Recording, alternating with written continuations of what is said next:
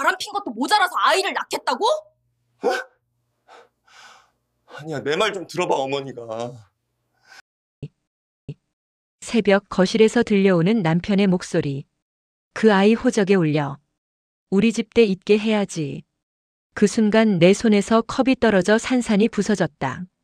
여러분, 만약 당신의 남편이 바람을 피웠고 그 상대가 임신을 했다면, 그것도 시어머니가 그 아이를 가문에 들이자고 한다면 어떻게 하시겠습니까?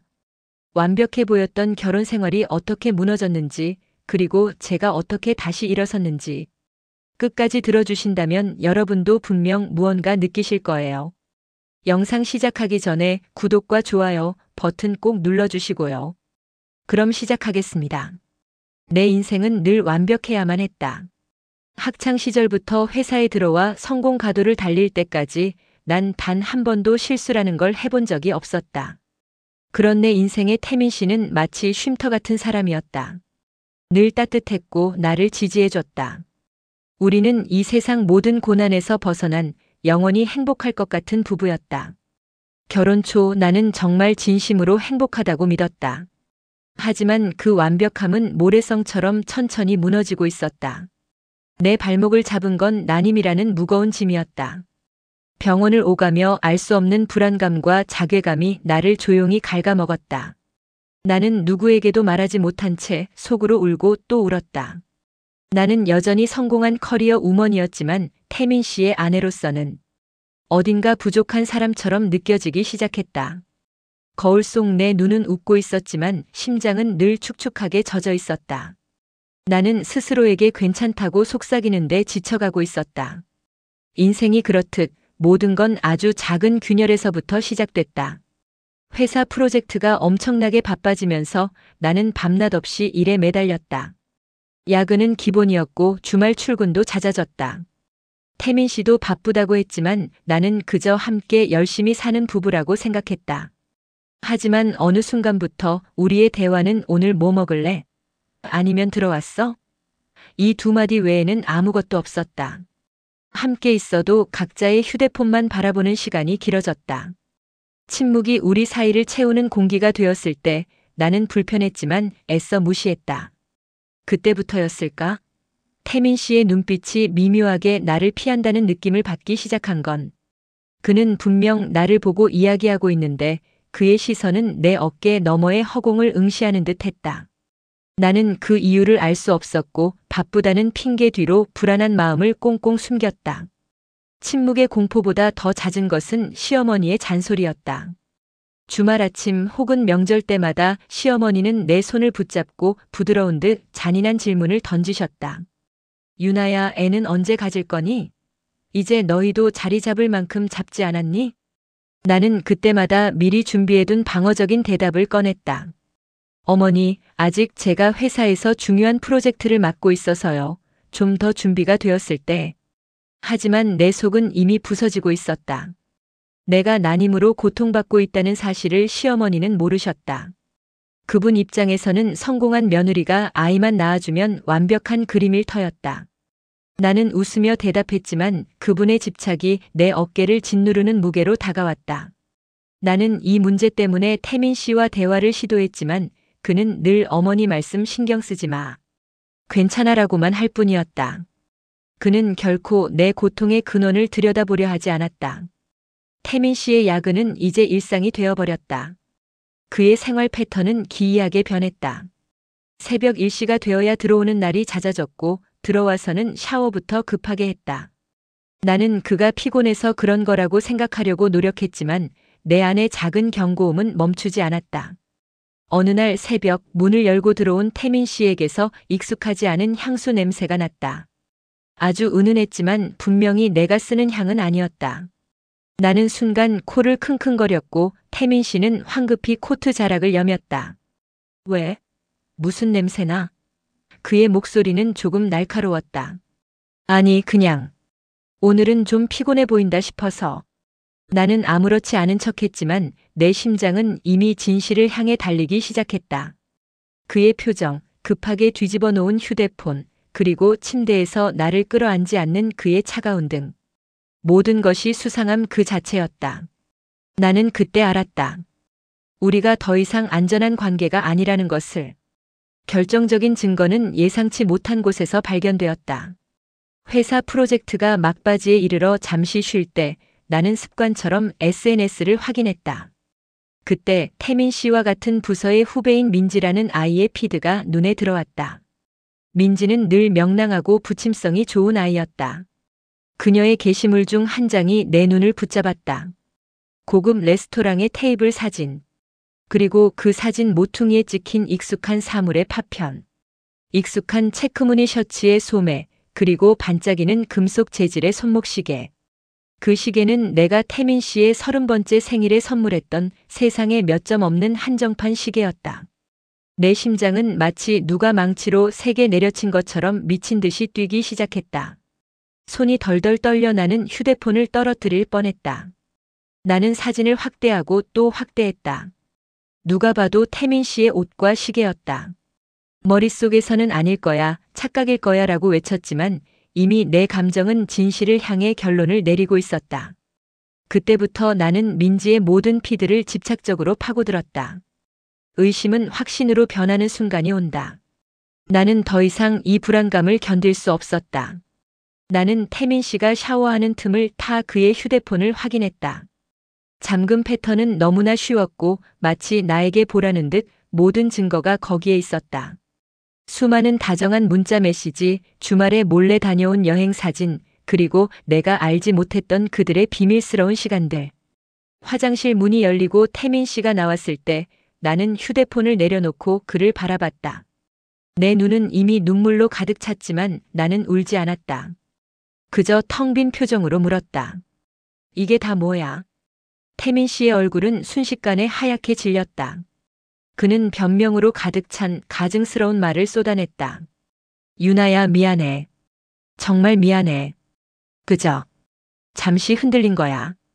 일 때문에 힘들어서 외로워서 그랬어. 내 잘못이 아니야, 내 실수야. 그의 말은 내게 아무런 위로도 되지 못했다. 잠시 흔들렸다는 말은 우리의 결혼 생활 전체를 부정하는 것처럼 들렸다. 나는 그를 믿어왔던 내 지난 시간들이 너무나 허망했다. 우리는 결국 시어머니에게 불려갔다. 시어머니는 늘 냉정하셨지만 이번만큼은 며느리인 내 편을 들어주실 거라고 아주 잠시 기대했다. 하지만 그 기대는 보기 좋게 부서졌다. 시어머니는 나를 쳐다보며 한숨을 내쉬셨다. 유나야, 남자들 그런 실수할 수 있지. 내가 요즘 너무 회사 일에만 빠져서 태민이를 소홀히 한 건 아니니? 내가 좀 더 챙겨주고 신경 썼으면 이런 일은 없었을 거야. 순간 나는 내 귀를 의심했다. 이것은 위로가 아니었다. 이건 명백한 가해였다. 시어머니는 남편의 잘못을 나의 부족함으로 돌렸다. 내 난임 문제가 아니더라도 나는 이미 완벽하게 남편을 챙기지 못하는 아내로 낙인 찍힌 것이다. 나는 그 자리에서 아무 말도 할 수 없었다. 그 잔혹한 말 한마디는 태민 씨의 외도보다 나를 더 깊숙이 베었다. 그제야 나는 깨달았다. 이 집안은 나를 결코 가족으로 보지 않았다는 것을, 그저 태민 씨의 파트너이자 대를 이을 도구쯤으로 생각했다는 것을. 태민 씨는 무릎을 꿇고 울었다. 그는 내게 용서를 구하고 앞으로는 자신만 바라보고 살겠다고 맹세했다. 그는 일주일 내내 꽃을 사왔고 내가 좋아하는 음식을 해주었다. 나는 바보 같았지만 그의 눈빛에서 아주 작은 진심이라도 찾아보려고 애썼다. 이혼은 너무나 큰일이었다. 나는 완벽한 내 인생에 이혼이라는 오점을 남기고 싶지 않았다. 그래, 딱 한 번만. 스스로에게 최면을 걸며 나는 그를 용서하는 척, 우리의 관계를 다시 시작하는 척했다. 우리의 집에는 잠시 동안 어색한 평화가 찾아왔다. 우리는 다시 주말에 외식을 했고 밤에는 거실에 함께 앉아 영화를 봤다. 겉으로 보기에는 이전보다 더 다정한 부부처럼 보일지도 몰랐다. 하지만 나는 알았다. 내 안의 깊은 곳에는 이미 썩어 문드러진 상처가 자리 잡고 있다는 것을. 언제 터질지 모르는 시한폭탄 같은 결혼 생활이었다. 나는 그 폭탄의 해체 작업을 시작할 용기가 없었을 뿐이다. 잠시의 평화는 아주 잔인하게 깨졌다. 어느 날 오후 회사 근처 카페로 민지에게서 연락이 왔다. 그녀는 떨리는 목소리로 나를 보자고 했다. 나는 무슨 말을 할지 대충 짐작했지만 설마 하는 마음으로 카페에 나갔다. 민지는 내 앞에서 울고 있었다. 그리고 그녀가 내뱉은 말은 세상에서 가장 듣기 싫은 말이었다. 언니, 저 임신했어요. 태민 씨 아이라고요. 내 머리는 새하얘졌다. 세상이 멈춘 듯 카페의 시끄러운 소음도 내 귀에는 들리지 않았다. 나는 숨조차 제대로 쉬어지지 않았다. 난임으로 고통받던 나에게 남편의 외도 상대가 임신했다는 소식은 마치 사형 선고와 같았다. 나는 민지의 얼굴을 똑바로 쳐다봤다. 그녀의 눈물은 진실일까 아니면 연극일까? 나는 더 이상 아무것도 판단할 수 없었다. 나는 자리에서 벌떡 일어났다. 내가 나한테 할 말은 아니지 않니? 내가 간신히 내뱉은 말이었다. 그날 밤 나는 충격으로 인해 몸살이 나서 일찍 잠자리에 들었다. 태민 씨는 민지의 임신 사실을 시어머니에게 알리려고 했던 것 같다. 나는 깊은 잠에 들지 못한 채 희미한 의식 속에서 거실 쪽에서 들려오는 두 사람의 목소리를 들었다. 그 아이 호적에 올려. 우리 집 때 있게 해야지. 네. 어머니. 시어머니의 차분하지만 단호한 목소리. 그리고 태민 씨의 맥 빠진 듯 힘없는 대답. 그 순간 나는 모든 것을 잃은 것 같았다. 아이를 낳지 못하는 나를 배신하고 외도를 저지른 것도 모자라 시어머니는 혼외 자식을 우리 집대를 잇게 하겠다며 남편에게 종용하고 있었다. 나는 이 집에서 완벽하게 제외된 존재였다. 며느리로서의 자격은 이미 박탈당한 것이다. 나는 거실로 향하는 문 앞에 서 있었다. 그 문틈 사이로 새어나오는 두 사람의 대화는 내 심장을 산산조각 내고 있었다. 태민 씨는 내가 잠든 줄 알았을 것이다. 그들은 나를 마치 없는 사람 취급하며 내 인생을 송두리째 뒤흔들 계획을 짜고 있었다. 손에는 밤늦게까지 마시려던 물컵이 들려 있었다. 내 손가락에 힘이 빠지는 순간 쨍그랑. 컵이 거실 바닥에 떨어지며 산산이 부서졌다. 유리 조각이 튀는 소리는 마치 내 세계가 무너지는 소리 같았다. 두 사람이 동시에 나를 바라봤다. 시어머니는 당황한 표정이었고 태민 씨의 얼굴은 창백해졌다. 나는 그들을 바라보며 아무 말도 할 수 없었다. 내 입술은 굳게 닫혀 있었고 눈에서는 눈물이 나지 않았다. 그저 텅 빈 채 내 앞에 펼쳐진 잔인한 현실을 응시했다. 나는 더 이상 이 모든 것을 외면할 수 없었다. 그날 새벽 나는 더 이상 그들의 가족이 아니었다. 깨진 컵의 파편들 사이로 나는 그저 서 있었다. 태민 씨는 당황해서 유나. 괜찮아? 이걸 왜 깼어라며 말을 걸어왔지만 그의 목소리는 내 귀에 닿지 않았다.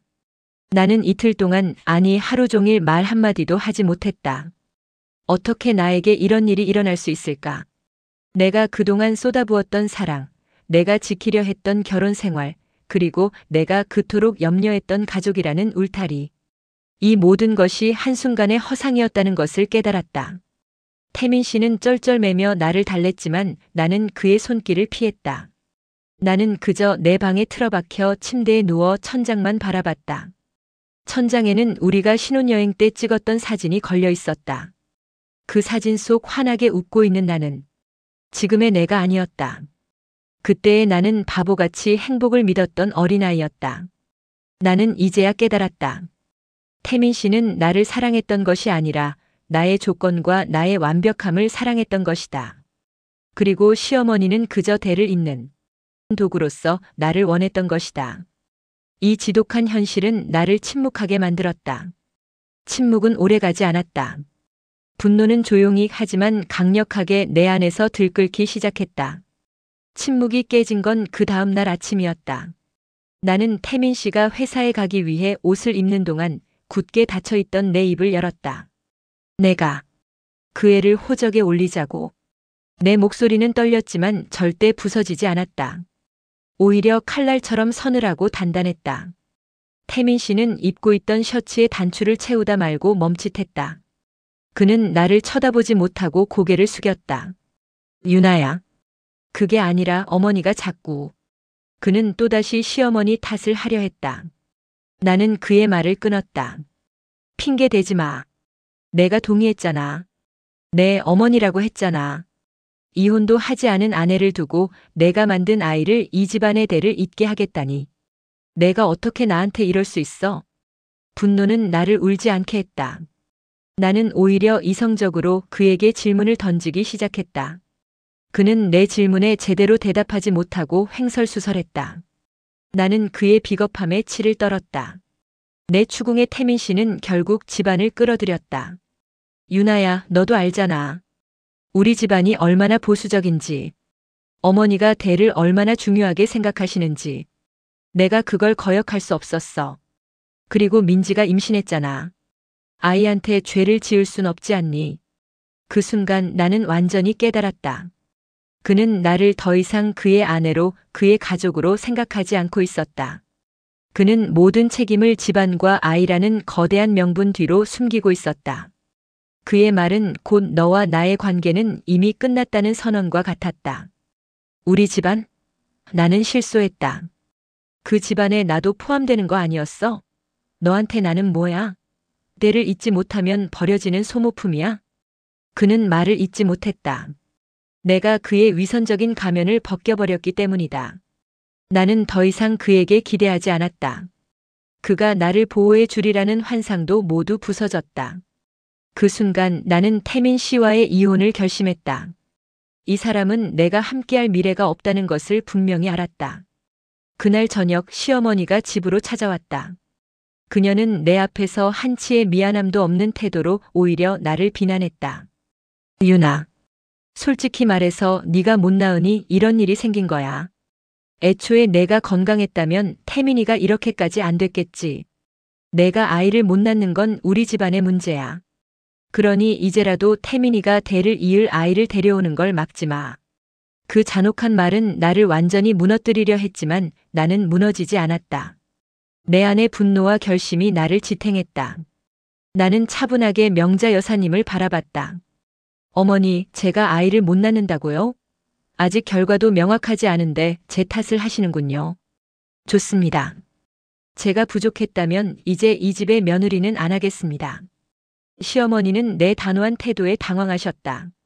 그녀는 내가 소리 지르고 울면서 매달릴 줄 알았을 것이다. 하지만 나는 울지 않았다. 그들의 비인간적인 태도가 오히려 내 이성을 되찾아 주었다. 나는 그날 그 집의 며느리가 아닌 나로 돌아오기로 결심했다. 시어머니가 돌아가시고 그날 밤 나는 잠을 이루지 않았다. 내 손은 떨렸지만 마음은 그 어느 때보다 단단해지고 있었다. 나는 내 스마트폰과 컴퓨터를 켰다. 이혼 소송을 위한 모든 증거를 모으기 시작했다. 태민 씨가 보냈던 민지와의 문자 메시지 캡처본, 카드 사용 내역, 그리고 내가 이미 수집해 놓았던 민지의 SNS 사진들. 나는 파일 폴더를 만들고 거기에 모든 것을 체계적으로 정리했다. 변호사를 물색했고 나의 상황을 상세히 정리해 메일을 보냈다. 나는 이 싸움에서 절대 지지 않을 것이라고 스스로에게 맹세했다. 내게 남은 것은 나의 명예와 나의 커리어, 그리고 나의 남은 인생이었다. 그 모든 것을 되찾기 위해 나는 피도 눈물도 없는 전략가가 되어야 했다. 나는 더 이상 이 집안에 휘둘리는 나약한 며느리가 아니었다. 나는 내 인생의 주인으로 돌아와 그들에게 내 결심이 얼마나 무서운 것인지 보여줄 참이었다. 민지는 내가 이혼을 준비한다는 사실을 알 리 없었다. 오히려 그녀는 나를 찾아와 더 잔인한 도발을 했다. 언니, 태민 씨는 이제 저랑 아이에게 책임져야 해요. 곧 저희가 가족이 될 거예요. 그녀는 자신감에 차 있었다. 나는 그녀의 눈을 피하지 않고 마주 보았다. 내가 태민 씨와 가족이 될 거라고. 내가 이혼 도장 찍어주지도 않았는데. 곧 찍어주시겠죠. 언니는 아이도 없고 이제 태민 씨에게 집만 될 뿐이잖아요. 나는 그녀의 이기심과 천박함에 할 말을 잃었다. 하지만 그녀의 도발은 오히려 내 결심을 더 굳게 만들었다. 그래, 너희가 원하는 대로 쉽게 내어주지 않겠다. 나는 민지에게 차분하게 말했다. 민지 씨, 당신은 아주 큰 착각을 하고 있는 것 같네요. 나는 당신이 원하는 대로 행동하지 않을 거예요. 태민 씨를 가졌다고 착각하지 마세요. 당신이 가진 건 앞으로 당신의 인생을 망가뜨릴 수 있는 폭탄일 뿐이에요. 그녀는 내 말의 의미를 이해하지 못하고 비웃었다. 하지만 나는 이미 모든 준비를 마쳤다. 복수는 차가울 때 먹어야 맛있는 법이니까. 나는 아무것도 하지 않았다. 하지만 진실은 늘 제자리를 찾아가는 법이다. 태민 씨의 외도와 민지의 임신 소문은 그의 회사에서부터 퍼지기 시작했다. 나와 태민 씨는 같은 업계에서 일했기 때문에 소문은 걷잡을 수 없이 퍼져나갔다. 사람들은 수군거렸다. 완벽한 줄 알았던 태민 씨가 사실은 아내를 배신하고 부하 직원과 부적절한 관계를 맺었으면 심지어 혼외자식까지 생겼다는 이야기였다. 태민 씨의 평판은 급속히 무너졌다. 그는 늘 정직하고 윤리적인 리더로 인정받았지만 이제 사람들의 시선은 경멸로 가득 찼다. 회의실에서 그의 발표는 집중력을 잃었고 동료들은 그를 피하기 시작했다. 그는 사내에서 고립되었고 결국 회사는 그에게 조용히 휴가를 권유했다. 나는 그 소식을 듣고도 아무렇지 않았다.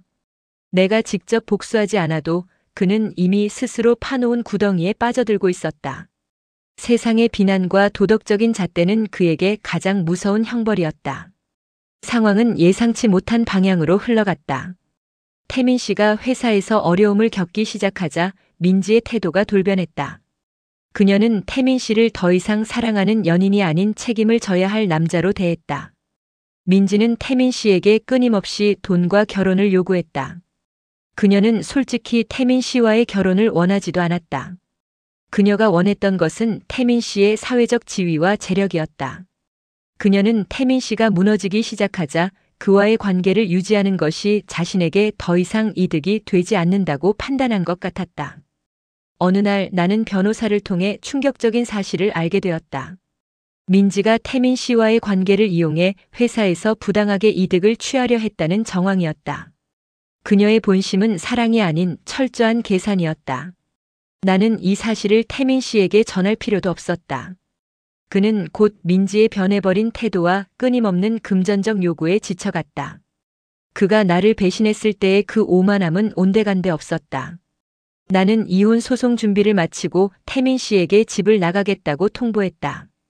짐은 이미 전날 모두 빼놓은 상태였다. 유나야, 제발 가지 마. 내가 잘못했어. 민지와는 끝났어. 이제 정말 너밖에 없어. 태민 씨는 내 앞을 가로막고 울부짖었다. 나는 차가운 눈으로 그를 바라봤다. 태민아, 넌 이미 나를 선택하지 않았어. 내가 날 버렸을 때 나는 널 떠나기로 결심했어. 나는 마지막으로 그에게 단호하게 말했다.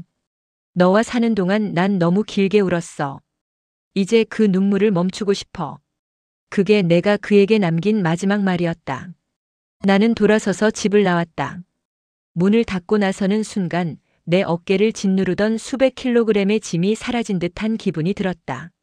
나는 짐을 챙겨 새롭게 구한 나의 작은 아파트로 향했다. 그곳은 나를 위한 나만의 공간이었다. 혼자 사는 집. 처음 며칠은 허무함이 나를 감쌌다. 익숙했던 모든 것이 사라졌고 나는 낯선 침대에 홀로 누워야 했다.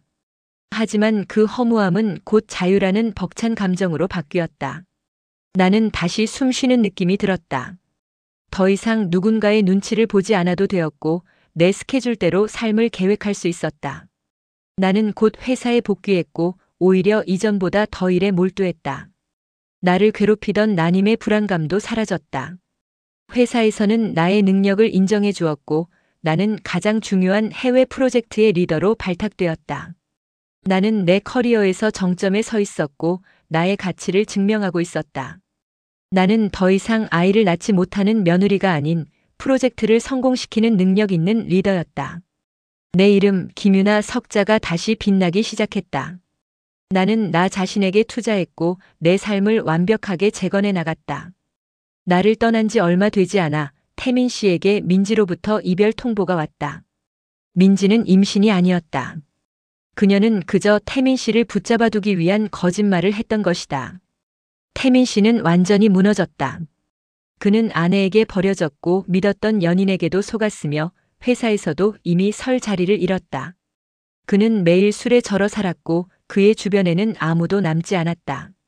나는 그 소식을 변호사로부터 건조하게 전해 들었다. 나는 불쌍하다는 감정조차 들지 않았다. 그가 자초한 일이었다. 완벽한 삶을 살던 그는 결국 자신의 욕심과 비겁함 때문에 가장 밑바닥으로 떨어졌다. 나는 그가 겪는 고통에 대해 아무런 책임도 느끼지 않았다. 그저 내 삶을 단단하게 지키는 것에 집중할 뿐이었다. 태민 씨는 내가 보던 예전에 그 자신감 넘치던 모습과는 완전히 다른 초라하고 무너진 남자였다. 시어머니도 민지에게 속았다는 사실을 알게 되었다. 그녀는 길길이 날뛰며 민지에게 전화를 걸어 분노를 쏟아냈다. 우리 집안의 대를 속였다는 사실에 시어머니는 극심한 배신감을 느꼈다. 하지만 그건 나와는 전혀 상관없는 일이었다. 나는 그들의 집안 싸움에서 깨끗하게 발을 뺐다. 시어머니가 울분을 토하든 태민 씨가 좌절하든 더 이상 내 삶에 영향을 미치지 않았다. 시어머니는 나에게 연락을 시도했다. 내가 이 집으로 돌아와서 태민 씨를 다시 세워주기를 바랐을 것이다. 하지만 나는 그녀의 전화를 받지 않았다. 나는 이미 그들의 삶에 종지부를 찍었기 때문이다. 나는 내 미래를 위해 바쁘게 살고 있었다. 과거의 족쇄에 다시 묶일 필요가 없었다. 며칠 후 나는 우연히 태민 씨의 근황이 담긴 기사를 보게 되었다. 그는 결국 회사에서 사임했고 그의 외도와 관련된 추문은 아직도 사람들의 입에 오르내리고 있었다. 그는 버려졌고 욕먹었고 모든 것을 잃었다. 내가 결혼했던 태민 씨는 늘 빛나고 성공적이었지만 지금의 그는 완전히 다른 사람이었다. 그의 몰락은 내게 복수심보다는 오히려 씁쓸함을 안겨주었다. 우리는 서로에게 최악의 상황을 가져다 준 셈이다. 하지만 나는 후회하지 않았다. 만약 내가 그때 이혼을 결심하지 않았다면 나는 영원히 그의 거짓말 속에서 고통받았을 것이다. 그의 현실은 나에게 떠나길 정말 잘했다는 확신을 주었다. 나는 이제 그의 그림자에서 벗어나 나만의 태양 아래서 빛나고 있었다. 이혼 절차가 마무리될 무렵 나는 혹시나 하는 마음에 마지막으로 산부인과에 들렀다. 난임 전문의 선생님은 내 검사 결과를 찬찬히 살펴보시더니 의외의 말씀을 하셨다. 유나 씨, 검사 결과 보니까 난임 아니십니다. 모든 수치와 호르몬 상태가 정상입니다. 임신에 문제가 없어요. 혹시 전에 다니셨던 병원에서 오진이 있었던 것 같습니다. 내 눈물이 멈추지 않았다. 그것은 슬픔의 눈물이 아니었다. 나는 난임이 아니었다. 나는 부족한 사람이 아니었다. 나에게 문제가 있다고 믿게 만들었던 그 모든 고통과 자괴감이 한순간에 사라졌다. 문제는 나에게 있었던 게 아니었다. 우리 부부에게 있었던 것이다. 이 사실은 나에게 해방감을 주었다. 나는 당당하게 이혼할 수 있었다. 나는 완벽한 사람이었지만 완벽하지 못한 상대를 만났던 것이다. 이 진단은 나에게 새로운 삶을 시작할 수 있는 강력한 힘을 주었다. 태민 씨는 내가 이혼 서류에 도장을 찍기 직전에 나를 찾아왔다. 그는 무릎을 꿇었다. 그의 눈은 텅 비어 있었고 그는 절망에 빠져 있었다. 잘못했어. 내가 미쳤었나 봐. 제발 돌아와 줘.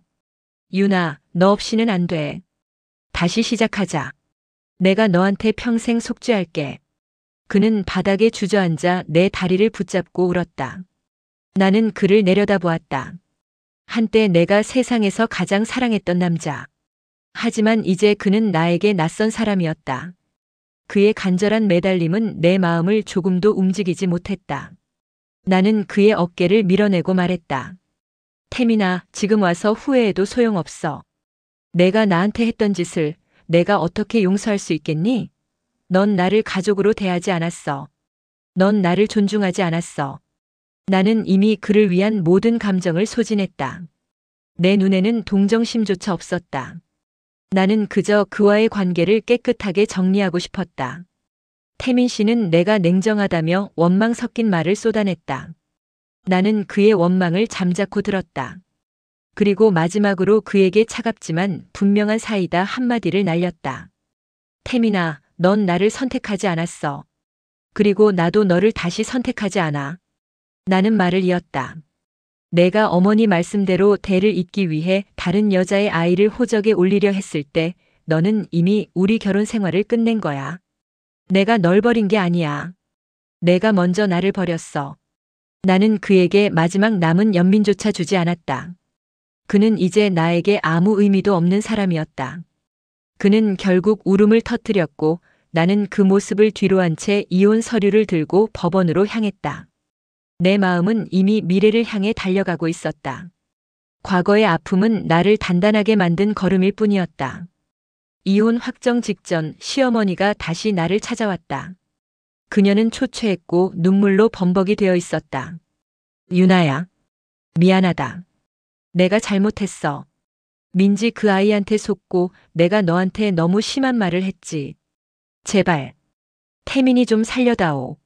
내가 다시 와서 태민이 곁을 지켜줘야 해. 그녀는 나에게 무릎까지 꿇었다. 나는 그녀의 사과에 흔들리지 않았다. 그녀의 사과는 진심이라기보다는 아들의 몰락을 막기 위한 마지막 수단으로 보였다. 나는 차분하게 시어머니를 일으켜 세웠다. 어머니, 저는 당신 아들이랑도 이 집이랑도 이제 아무 상관없어요. 저에게 했던 모진 말들은 잊지 않을 겁니다. 어머니의 아들이 어떻게 되든 저와는 관계없는 일입니다. 이제 당신의 며느리라는 굴레에서 벗어나 제 삶을 살고 싶습니다. 나는 시어머니에게서 완전히 벗어났다. 그들의 불행은 그들이 감당해야 할 몫이었다. 나는 나 자신을 구원했고 그들에게 더 이상 어떤 책임도 지지 않을 것이다. 법원에서 이혼 서류에 마지막 도장을 찍는 순간 가슴이 시원하게 뚫리는 기분이 들었다. 내 손은 더 이상 떨리지 않았다. 나는 법원을 나와 햇살을 맞았다. 자유가 이런 느낌이구나. 나는 이제 더 이상 누구의 아내도 누구의 며느리도 아니었다. 나는 온전히 나 자신이었다. 나는 그날 나에게 가장 비싸고 화려한 옷을 선물했다. 그리고 혼자 근사한 레스토랑에서 저녁 식사를 했다. 나는 이제야 비로소 내 인생의 주인공이 되었다는 것을 깨달았다. 지난 몇 년간의 고통은 나에게 나를 지키는 법을 가르쳐 주었다. 나는 더 이상 외롭지 않았다. 나에게는 나의 일, 나의 꿈, 그리고 나의 미래가 있었기 때문이다. 이혼은 나에게 가장 큰 실패가 아니라 가장 큰 성공이었다. 몇 달 뒤 나는 회사를 대표하여 유럽의 대규모 컨퍼런스 무대 위에 서 있었다. 내가 리드했던 프로젝트는 대성공을 거두었고 나는 수많은 사람들 앞에서 나의 성과를 발표했다. 박수 소리가 나를 감쌌고 나는 환하게 웃을 수 있었다. 발표를 마치고 내려왔을 때 새로운 사업을 제안하는 몇몇 사람들의 눈빛을 받았다. 그 중에는 내게 호감을 보이는 새로운 인연의 시작을 암시하는 눈빛도 있었다. 하지만 나는 서두르지 않았다. 지금은 그저 나 자신으로 충실하게 살아갈 시간이었다. 나는 더 이상 누군가에게 의존하거나 누군가의 굴레에 갇히지 않을 것이다. 나는 창밖을 바라봤다. 빛나는 도시의 야경이 나를 환영하는 것 같았다. 가장 아팠던 선택이 결국 나를 살렸다. 내 인생의 챕터는 이제부터 시작이다. 오늘 한 여인의 고통스러운 선택과 사이다 같은 성장에 대한 이야기가 여러분에게 작은 울림을 주었기를 바랍니다. 오늘 영상이 좋았다면 구독과 좋아요, 따뜻한 댓글 부탁드립니다. 그럼 오늘도 시청해 주셔서 감사합니다.